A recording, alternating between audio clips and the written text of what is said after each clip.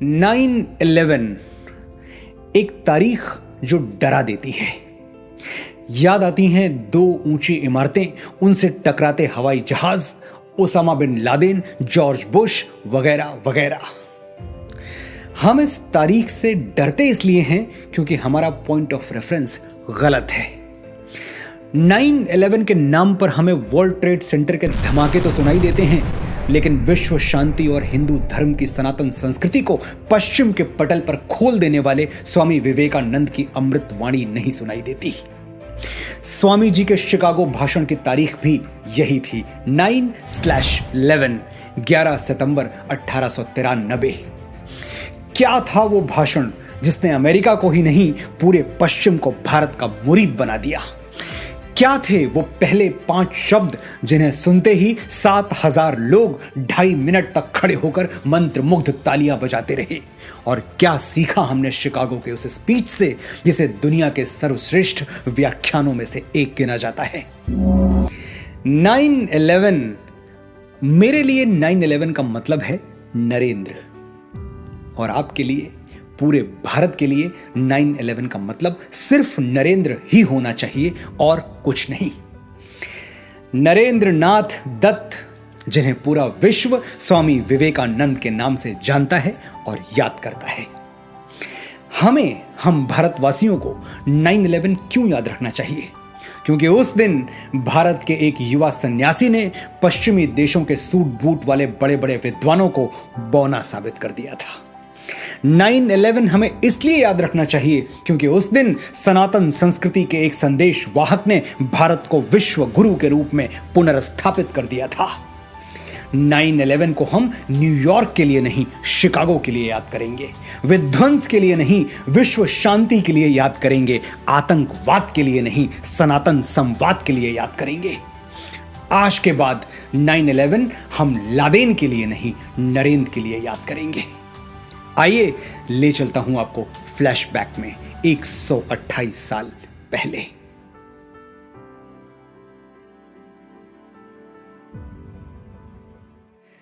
तारीख 11 सितंबर 1893। जगह lake Michigan के तट पर बसा हुआ अमेरिका का सबसे घनी आबादी वाला शहर शिकागो। अवसर विश्व धर्म संसद। पात्र पूरी दुनिया से आए हुए अलग अलग धर्मों के प्रतिनिधि और भारत का एक युवा तपस्वी स्वामी विवेकानंद। मौका तो था धर्म पर विचार विमर्श का, लेकिन दूसरों को छोटा और खुद को बड़ा समझने वाली पश्चिमी संस्कृति सैकड़ों विद्वानों के बीच बैठे हुए विवेकानंद का मजाक उड़ा रही थी। उनके कपड़े सूट बूट वाले विद्वानों से मेल नहीं खा रहे थे, कदकाठी भी कोई खास नहीं थी। उनके मस्तक पर ज्ञान का तेज तो था, लेकिन अहंकार नहीं। भारत को तीसरी दुनिया मानने वाले, सपेरों का देश कहने वाले मन ही मन स्वामी जी पर हंस रहे थे। बड़ी बड़ी बातें करता है भारत, विश्व की प्राचीनतम सभ्यता कहता है खुद को। बात बात पर उपनिषद और वेद खोल के बैठ जाता है, लेकिन जहां बात मुकाबले की आई, पीछे हट गया। एक लकड़ी का सिपाही जंग लड़ने भेज दिया। ये तो हमारे तर्क की पैनी तलवार का एक वार भी नहीं सह पाएगा, चटक जाएगा। स्वामी जी सभा में निश्चिंत बैठे रहे और अलग अलग देशों के अलग अलग धर्मों के विद्वानों को एकाग्र होकर सुनते रहे। लोग अलग थे, धर्म अलग थे, लेकिन दावा सबका एक ही था, मेरे धर्म जैसा कोई धर्म नहीं, मेरे सिद्धांत जैसा कोई सिद्धांत नहीं, और मेरे वंश जैसा कोई वंश नहीं।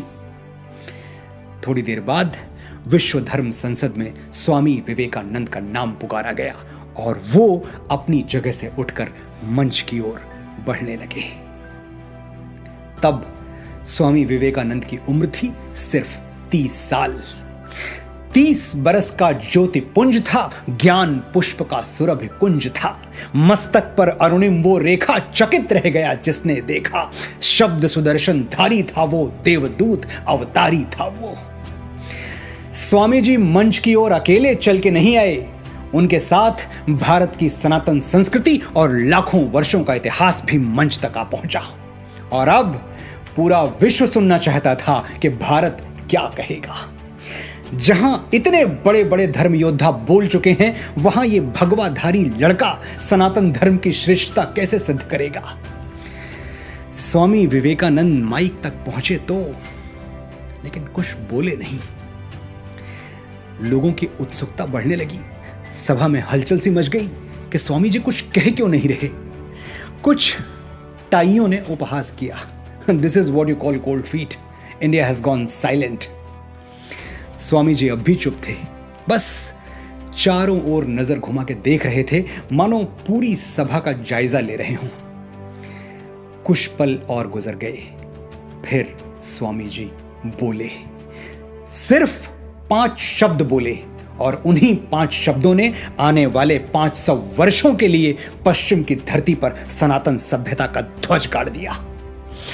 वो 5 शब्द सुनने वालों की छाती पर ऐसे गड़े कि 7000 लोग खड़े होकर तालियां बजाने लगे। वो 5 शब्द पूरी दुनिया के लिए विश्व बंधुत्व का संदेश बनकर गूंज उठे और आज तक गूंज रहे हैं। शिकागो की धर्म संसद में स्वामी विवेकानंद के पहले 5 शब्द थे, ध्यान से सुनिएगा, sisters and brothers of America. America के भाइयों और बहनों। 7000 लोग मंत्र मुग्ध रह गए, जैसे कोई जादू देख लिया हो, जैसे ईश्वर की आवाज सुन ली हो, जैसे कोई आकाशवाणी हो गई हो। 2 मिनट तक तालियां बजती रही, जबकि अभी तो स्वामी विवेकानंद ने कुछ कहा ही नहीं था, अब कहने वाले थे। ये 5 शब्द इतने मर्मस्पर्शी, इतने अविस्मरणीय इसलिए हो गए कि ये शब्द किसी व्यक्ति के मुख से नहीं, सनातन धर्म की मूल संस्कृति से उपजे थे। अयम निजः परो वेति गणना लघु चेतसाम उदार चरिता नाम तो वसुधैव कुटुंबकम। महोपनिषद अध्याय 4 श्लोक संख्या 71। ये अपना भाई है और ये अपना भाई नहीं है, बंधु नहीं है, इस तरह की गणना छोटे हृदय वाले लोग करते हैं। उदार हृदय वालों के लिए, बड़े हृदय वालों के लिए संपूर्ण धरती ही उनका परिवार है। देश की सीमाओं से बाहर न झांकने वाले, एक दायरे से बाहर सबको पराया समझने वाले पश्चिमी समाज को स्वामी विवेकानंद के ये 5 शब्द एक कल्चरल शॉक की तरह झकझोर गए। उन्हें विश्वास ही नहीं हुआ कि हजारों मील दूर से आया हुआ एक व्यक्ति, जिससे ना तो रक्त का संबंध है, ना संस्कार का, ना भाषा का, ना भाव का, कैसे वो उनको भाई और बहन के संबोधन से पुकार सकता है। यही तो वो रहस्य है जिसे दुनिया के बड़े से बड़े बुद्धिजीवी आज तक नहीं समझ पाए। कैसे हम भारतवासी परायों को अपना बना लेते हैं, मनुष्य मात्र में भेदभाव नहीं करते, चमड़ी के रंग से किसी को छोटा या बड़ा नहीं समझते, और कैसे हमारे यहाँ ब्लैक लाइव्स मैटर वाले प्लैकार्ड दिखाकर इंसानी जिंदगी की कीमत याद नहीं दिलानी पड़ती। वसुधैव कुटुंबकम हमारी संस्कृति थी और रहनी चाहिए। हमारे लिए विश्व का हर व्यक्ति वही है जो स्वामी विवेकानंद ने उस दिन कह दिया था, सिस्टर्स एंड ब्रदर्स। हमें पश्चिम वाले तीसरी दुनिया कहते रहें, उनकी मर्जी। हमारे लिए तो दुनिया दूसरी या तीसरी नहीं होती, सिर्फ एक होती है, और उसमें सभी सिमट आते हैं। गोरे काले, छोटे बड़े, अमीर गरीब, पशु पक्षी, पेड़ पौधे, नदियां सागर, सभी। काले गोरे का भेद नहीं, हर दिल से हमारा नाता है। कुछ और न आता हो हमको, हमें प्यार निभाना आता है। जीते हो किसी ने देश तो क्या, हमने तो दिलों को जीता है। जहां राम अभी तक है नर में, नारी में अभी तक सीता है। इतनी ममता, नदियों को भी जहां माता कह के बुलाते हैं। इतना आदर, इंसान तो क्या पत्थर भी पूजे जाते हैं। इस धरती पे मैंने जन्म लिया, ये सोच के मैं इतराता हूँ, भारत का रहने वाला हूँ, भारत की बात सुनाता हूँ। उन 5 शब्दों के बाद स्वामी विवेकानंद धारा प्रवाह हो गए। जो अगली बात कही वो क्या थी, मैं स्वामी जी को कोट करता हूं। It fills my heart with joy unspeakable to rise in response to the warm and cordial welcome which you have given us. आपने जिस प्यार और अपने पन से हमारा स्वागत किया, उसके लिए मैं आपका आभारी हूं। इस वक्तव्य पर मैं आगे बात करूं, इससे पहले ये जान लीजिए कि विश्व धर्म संसद में जिस दिन स्वामी जी बोल रहे थे, उसके तकरीबन 1.5 महीने पहले वो अमेरिका आए थे, और अमेरिका ने उनका स्वागत उसी घृणा से किया था जो अश्वेत लोगों के लिए उनके मन में हुआ करती थी। You black get out. 1.5 महीने तक स्वामी जी बस यही सुनते रहे, यू ब्लैक गेट आउट। लेकिन स्वामी विवेकानंद ने अपने अंदर कड़वाहट नहीं भरने दी। मैंने बताया आपको कि स्वामी जी उस दिन अकेले मंच पर नहीं आए थे, उनके साथ भारत की सनातन संस्कृति और लाखों वर्षों का इतिहास भी आया था। और भारत की संस्कृति विष पी के अमृत दान करने वाली संस्कृति है। हम महादेव शिव के वंशज हैं, जहर पीते हैं, उगलते नहीं। स्वामी जी ने 1.5 महीने अपमान का विष पिया, लेकिन होठों से जो शब्द निकले वो आभार के थे, कर्टसी के थे, ग्रेटिट्यूड के थे। उस एक पल में स्वामी जी आदिदेव नीलकंठ हो गए थे। हमें यही सीखना है कि कैसे दुनिया की कालिख हमारी आत्मा पर ना चढ़ने पाए। बुराई का जवाब बुराई से देना हमारी परंपरा नहीं है। हम सब ने वो साधु बाबा की कहानी तो जरूर सुनी होगी, जो नदी में स्नान करते हुए एक डूबते हुए बिच्छू को बचाने की कोशिश कर रहे थे। बिच्छू बार बार उनको डंक मारता और साधु बाबा बार बार उसे पानी से बाहर निकालने की कोशिश करते। किसी ने पूछा, ऐसा क्यों कर रहे हैं आप? छोड़ दीजिए बिच्छू को, डूब जाने दीजिए, आपके हाथ लहूलुहान हो चुके हैं। साधु बाबा बोले, डंक मारना बिच्छू का धर्म है और डूबते हुए को बचाना मेरा। जब वो अपना धर्म नहीं छोड़ रहा तो मैं अपना धर्म कैसे छोड़ दूं? स्वामी जी ने आगे कहा, I am proud to belong to a religion which has taught the world both tolerance and universal acceptance. मुझे गर्व है कि मैं उस महान धर्म का अनुगामी हूं जिसने पूरी दुनिया को सहनशीलता और स्वीकार भाव सिखाया है। स्वामी विवेकानंद जिस सनातन धर्म की बात कर रहे थे, आज उसी पर इनटॉलरेंस का आरोप लगाया जाता है, बगैर ये सोचे कि दूसरे धर्मों का आदर एक हिंदू अपने डीएनए में लेके पैदा होता है। 8000 साल पहले ऋग्वेद में हमारे ऋषियों ने उद्घोषणा कर दी थी, एकम सद विप्रः बहुधा वदन्ति, यानी सत्य एक है, लेकिन विद्वान अपनी अपनी सोच, अपनी अपनी समझ के अनुसार उसकी अलग अलग परिभाषाएं, अलग अलग व्याख्याएं देते रहते हैं। ये है यूनिवर्सल एक्सेप्टेंस। मेरा धर्म भी सही है, तुम्हारा भी, मेरा रास्ता भी सही है, तुम्हारा भी। मेरे सही होने के लिए तुम्हारा गलत होना जरूरी नहीं है दोस्त। मदिरालय जाने को घर से चलता है पीने वाला, किस पथ से जाऊं असमंजस में है वो भोला भाला। अलग अलग पथ बतलाते सब, पर मैं ये बतलाता हूं, राह पकड़ तू एक चला चल, पा जाएगा मधुशाला। दुनिया के सभी रास्ते एक ही गंतव्य की ओर जा रहे हैं, एक ही मधुशाला की ओर जा रहे हैं। फिर इस बात पर क्या झगड़ना कि मेरे और तुम्हारे रास्ते अलग क्यों हैं।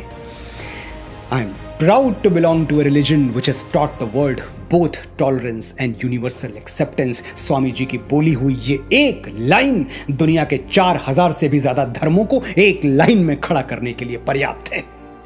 अगली सुबह अमेरिकी अखबारों के पन्ने स्वामी विवेकानंद के यशगान से भरे पड़े थे।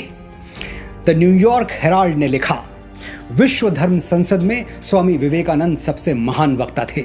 उन्हें सुनने के बाद लगता है कि जिस देश में इतने विद्वान और बुद्धिमान लोग रहते हैं, वहां मिशनरीज को भेजना कितना मूर्खतापूर्ण है।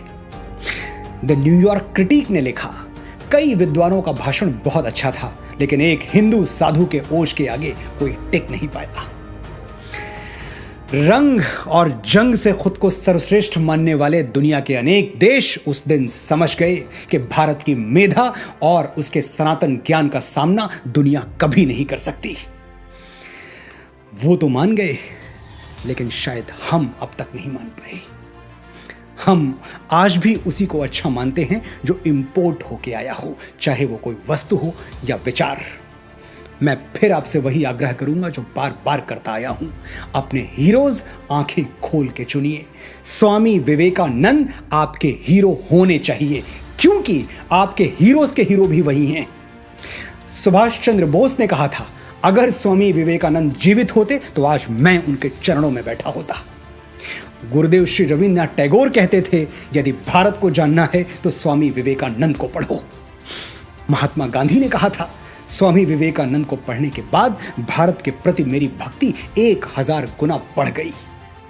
भगिनी निवेदिता स्वामी विवेकानंद को कंडेंस्ड इंडिया, संघनित भारत कहती थी, यानी भारत का आकाश भर विस्तार अकेले स्वामी विवेकानंद में सिमट आया है।